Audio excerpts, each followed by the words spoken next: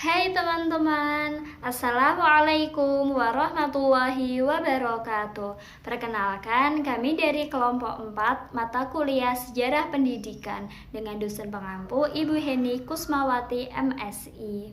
Nah, di kelompok 4 ini ada saya sendiri, Milah Mu'alifah dengan NIM 1121042 dan rekan saya, Aufa Fadla Ayunina dengan NIM 1121033. Nah, kami mendapatkan materi perkembangan pendidikan Indonesia pada zaman penjajahan 2, abad 20 termasuk masa pendudukan Jepang. Nah, ikutin terus ya video ini agar teman-teman semua semakin mengerti bagaimana sih sejarah pendidikan di Indonesia.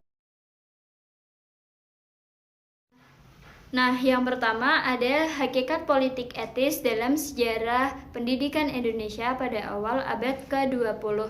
Setelah dibentuknya program politik etis baik dari kalangan intelektual, politisi, dan rohaniawan menunjukkan sikap pro dan kontra. Sebagian ada yang setuju dengan program politik etis, tapi sebagian juga ada yang menolak cukup keras diadakannya program politik etis. Nah, berbicara tentang politik etis, teman-teman tahu nggak sih apa itu politik etis? Politik etis secara gampangnya adalah politik balas budi, yang mana balas budi yang dilakukan oleh Belanda untuk Indonesia, karena Belanda kan sudah menjajah Indonesia selama bertahun-tahun. Nah, politik etis ini diperlihatkan dengan 3 hal. Yang pertama yaitu irigasi, kemudian ada edukasi, dan juga emigrasi, atau biasa kita sebut dengan trilogi Van de Venter. Dalam tulisan Van de Venter dalam majalah The Gids tahun 1908 yang menyampaikan tentang pendidikan kecerdasan dan penyempurnaan akal budi pekerti bangsa Bumi Putra. Nah, karena hal itu, julukan Bapak Pergerak Etis diberikan kepada Van de Venter. Nah, untuk itu dimulailah usaha-usaha pendidikan itu. Pada tahun 1905, tahun pemilihan di Belanda, Van de Venter dan teman-temannya berhasil memenangkan parlemen di Belanda. Karena itu, peran utama dalam pemilihan kabinet-kabinet ada di tangan Van de Venter. Nah, seorang anggota Partai Demokrat Liberal yang bernama De Valk itu bersedia untuk meluaskan dan memajukan pendidikan untuk para pribumi. Hal itu karena saran seorang profesor Indolog di Leiden. Profesor tersebut menyarankan agar kolonial Belanda memberikan pendidikan terbaik untuk masyarakat Indonesia, yang nantinya agar terlahirlah tokoh yang bisa memberikan dampak yang lebih baik untuk Indonesia. Selain itu, ada pelaksana politik etis di bidang pendidikan yang bernama J.H. Abendanon. J.H. Abendanon dan istrinya berhasil merangsang semangat para pemuda Indonesia. Antara lain ada pemuda Abdul Muiz yang belakangan menjadi pemimpin Sarekat Islam, kemudian juga lewat korespondensi J.H. Abendanon berhasil mengobarkan semangat pemikiran Raden Ajeng Kartini. Karena itu lahirlah sekolah-sekolah untuk kalangan wanita di Indonesia.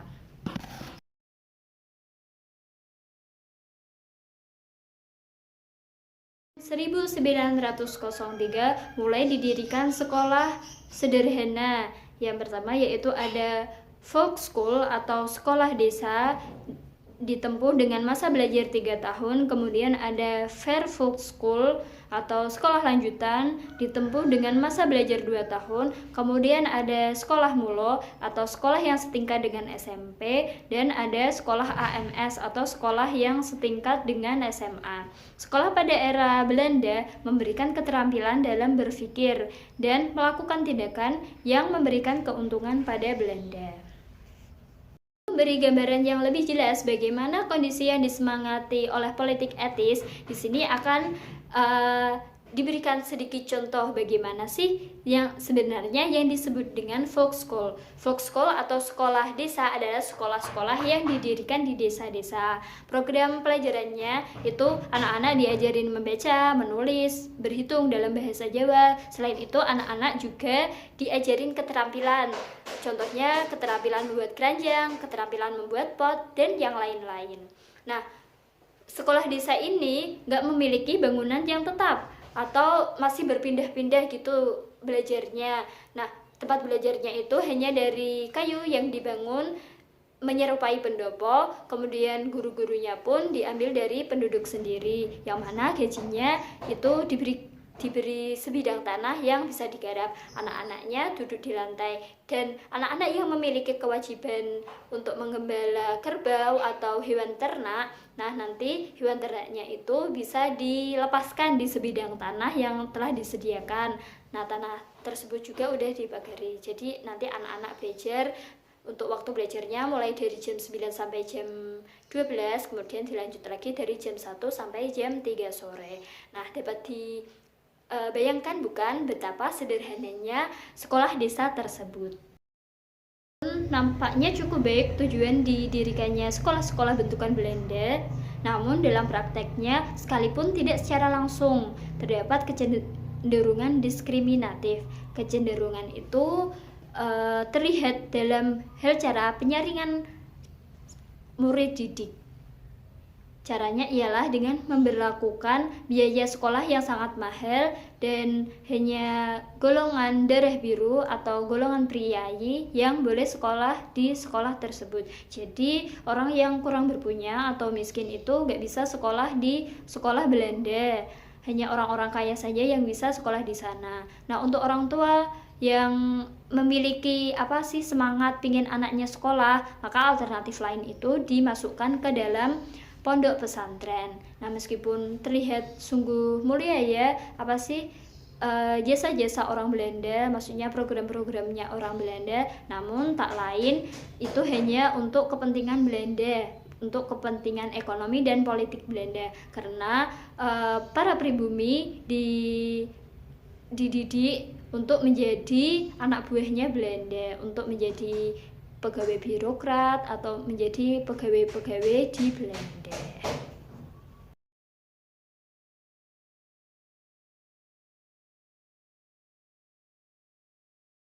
Nah, kemudian sistem pendidikan kolonial di Indonesia sebelum masuknya Jepang. Kondisi pendidikan di Indonesia sebelum abad ke-20 masih terbatas pada anak-anak yang disetarakan dengan bangsa Belanda.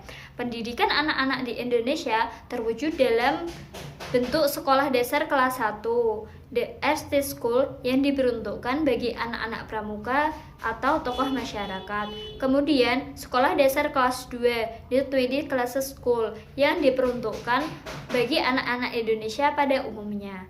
Karakteristik pendidikan pada masa kolonial Belanda diwarnai dengan politik pendidikan yang didominasi oleh golongan penguasa yang tidak menghendaki perkembangan pendidikan bagi masyarakat Indonesia, sehingga berdampak pada praktek pendidikan yang dipenuhi dengan diskriminasi antara kolonial Belanda, yaitu gradualisme, dualisme, kontrol sentral yang kuat, keterbatasan tujuan, prinsip konkordansi, dan tidak adanya manajemen pendidikan yang sistematis. Sifat-sifat tersebut baru dihilangkan pada zaman pendudukan Jepang. Sistem pendidikan berlaku untuk semua orang, tidak ada perbedaan. Kemudian, institusi persekolahan disederhanakan. Demikian pula, bahasa Indonesia dipakai sebagai bahasa pengantar di samping bahasa Jepang. Kebijakan yang populis tersebut tidak semata-mata didasari ketulusan demi kemajuan bangsa Indonesia, melainkan untuk kepentingan Jepang dalam memenangkan hati bangsa Indonesia agar berani dan setia kepada Jepang dalam memenangkan peperangan pada Perang Pasifik. Namun, kebijakan tersebut juga harus diakui bahwa pola perlakuan yang sama memberi semangat dan tumbuhnya kebersamaan di kalangan pemuda-pemuda Indonesia yang akhirnya mengantarkan bangsa ini menuju kemerdekaan.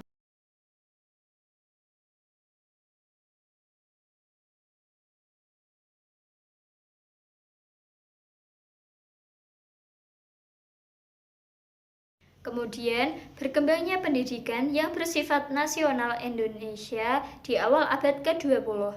Menjelang akhir abad ke-19, kehidupan rakyat Indonesia tidak membaik, meskipun terlihat ada upaya dari pemerintah kolonial Belanda untuk memperbaiki keadaan tersebut. Bahkan, sejak era tanam paksa dihapus pada tahun 1870, melihat kenyataan ini, beberapa tokoh Belanda mulai menyuarakan agar pemerintah kerajaan Belanda lebih serius memperhatikan nasib rakyat di tanah jajahan.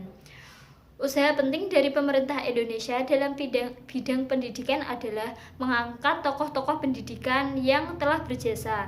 Ki Hajar Dewantara diangkat menjadi Menteri Pengajaran yang pertama. Demikian juga Mosyafi'i dan Mr. Suwandi pernah menduduki jabatan penting di Kementerian Pendidikan. Setelah 5 tahun masa revolusi, dalam rangka membangun landasan hukum bagi pengembangan bidang pendidikan, sebuah panitia yang diketuai oleh Ki Hajar Dewantara pada tahun 1950 berhasil merancang dan kemudian menetapkan sebagai Undang-Undang Pokok Pendidikan, dan pada tahun 1954 diberlakukan di seluruh NKRI. Perkembangan pembangunan pendidikan setelah tahun 1955 tidak bisa dilepaskan dengan kondisi politik bangsa. Bidang pendidikan kurang diprioritaskan, mengingat masyarakat dan pemerintah lebih disibukkan dengan masalah-masalah perpolitikan, mulai dari konflik pemerintah dan DPR hingga pemberontakan di daerah-daerah. Usaha pembangunan pendidikan hanya sampai pada tahap konsep dan belum direalisasikan secara layak. Misalnya, Profesor Dr. Priyono menyusun rencana pengajaran yang dikenal dengan Sabta Usaha Tama, kemudian dirubah menjadi Pancawardhana dan akhirnya menjadi program Pancacinta. Program tersebut ternyata tidak memperbaiki bidang pendidikan, justru melahirkan konflik internal di kalangan tokoh-tokoh pendidikan yang pada waktu itu memang sudah ada perpecahan cara pandang.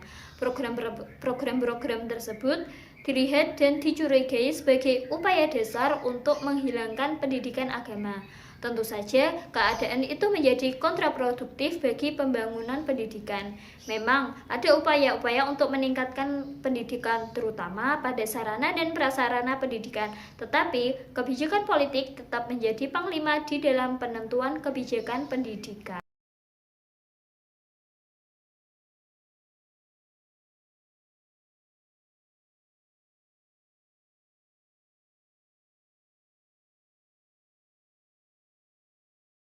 Karakter dan sistem persekolahan di Indonesia pada masa pendudukan Jepang.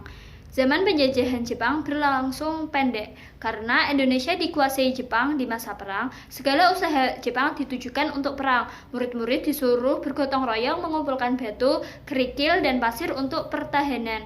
Karangan sekolah ditanami dengan ubi dan sayur mayur untuk bahan makanan. Murid disuruh menanam pohon jara untuk menambah minyak untuk kepentingan Jepang. Yang terpenting bagi kita di zaman Jepang ialah dengan kerobohan kekuasaan Belanda diikuti pula tumbangnya sistem pendidikan kolonial yang pincang.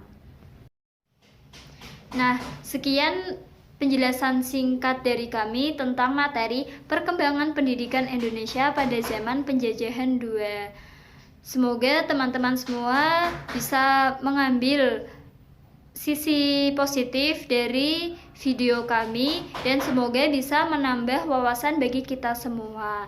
Terima kasih atas partisipasinya. Sekian dari kami. Wassalamualaikum warahmatullahi wabarakatuh.